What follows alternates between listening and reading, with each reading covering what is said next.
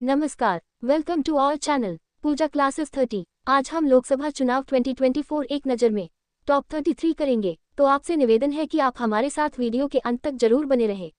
और अगर आप हमारे चैनल पर नए हैं तो सब्सक्राइब जरूर कर लें ताकि वीडियो की अगली नोटिफिकेशन आपको आसानी से मिल जाए।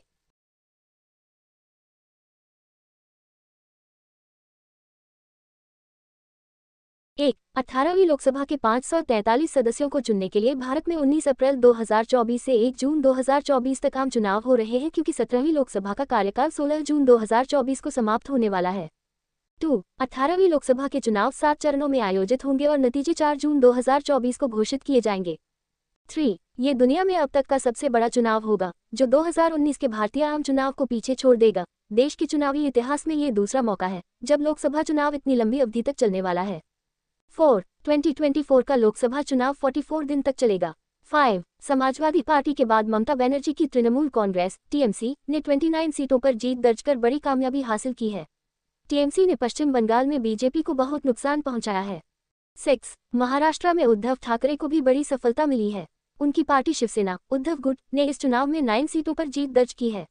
उनके गठबंधन सहयोगी एनसीपी शरद पवार गुट ने 7, शिवसेना शिंदे गुट ने 7 और बिहार में लोक जनशक्ति पार्टी रामविलास ने 5 सीटों पर विरोधियों को मात दी है। 7 असदुद्दीन ओवैसी की पार्टी एआईएमआईएम को 1 सीट पर जीत मिली है। वह अपनी हैदराबाद सीट बचाने में कामयाब रहे। 8 बीजेपी ने मध्य प्रदेश, दिल्ली, हिमाचल और उत्तराखंड में क्लीन स्वीप किया है।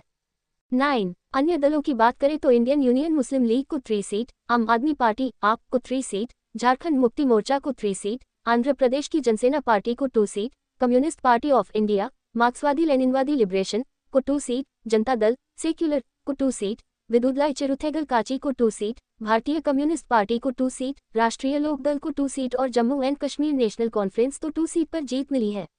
10 लोकसभा चुनाव 2024 में सबसे बड़ा झटका बीजेपी को लगा है, क्योंकि 2014 और 2019 दोनों ही बार बीजेपी ने अपने बूते बहुमत हासिल कर लिया था, लेकिन इस बार बीजेपी बहुमत के जादुई आंकड़े 272 से दूर रह गई। 11 प्रधानमंत्री नरेंद्र मोदी लगातार तीसरी बार वाराणसी से चुनाव जीते। 12 हालांकि 2014 और 2019 की तुलना में 2024 में उनकी जीत सबसे छोटी रही। पीएम मोदी ने ये चुनाव 1.52 लाख वोटों के अंतर से जीता। 13 देश के पहले प्रधानमंत्री जवाहरलाल नेहरू के बाद नरेंद्र मोदी दूसरे ऐसे प्रधानमंत्री हैं जो लोकसभा चुनाव 2024 तीसरी बार जीते हैं। 14 17वीं लोकसभा का कार्यकाल 16 जून 2024 समाप्त हुआ है। 15 18वीं लोकसभा के 543 सदस्यों को चुनने के लिए भारत में 19 अप्रैल 2024 से 1 जून 2024 तक आम चुनाव हुए हैं।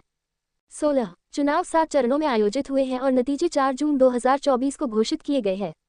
17 ये दुनिया में अब तक का सबसे बड़ा चुनाव होगा, जो 2019 के भारतीय आम चुनाव को पीछे छोड़ देगा। देश के चुनावी इतिहास में ये दूसरा मौका है जब लोकसभा चुनाव इतनी लंबी अवधि तक चला है।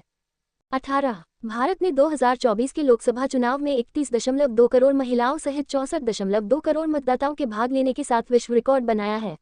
19 मुख्य चुनाव आयुक्त राजीव कुमार के अनुसार यह संख्या सभी G7 देशों America, Britain, France, Germany, Italy, Japan और कनाडा के मतदाताओं की संख्या का 1.5 गुना है।